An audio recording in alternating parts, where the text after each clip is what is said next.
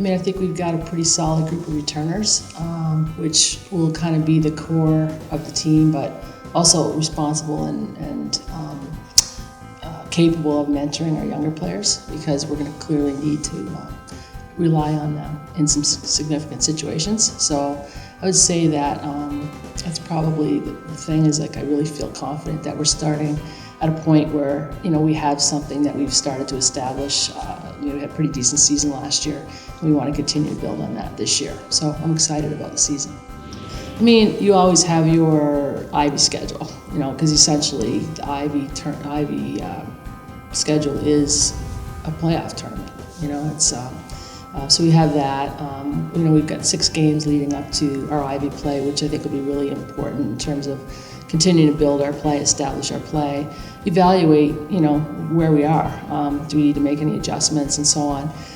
Also, I feel like we've added some games. You know, we have Stanford at home, which will be great. We have Syracuse at home. We have Princeton at home. So, like, those are 3 nationally ranked top 10 teams historically, you know, at home, which is great. And we've also added a couple of, I think our pre sort of Ivy play schedule is fairly balanced. You know, we've got some real challenges in there for ourselves, but we also have some games, hopefully, that, you know, every game's a challenge, but that we can use to kind of really evaluate where we are. They look solid. You know, clearly there's some work to be done and some development still, but I like their attitude, I like their mentality. Clearly, a couple of them are going to challenge for starting time. I think that there'll be others that are going to really give us depth coming off the bench. And I think it's a mix of kids. We've got, you know, we've got midfielders, we've got defenders, we've got attackers, we've got a keeper. So I think that, you know, they're showing some application and maturity, actually, that's really impressed me in the first few days.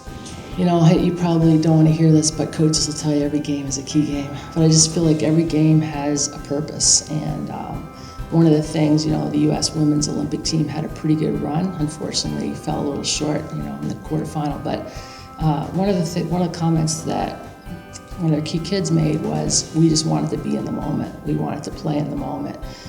We had to play everybody, so we just took every game one at a time. And I think that's the only way to do it, because I think as you do that, it opens up opportunities for your team.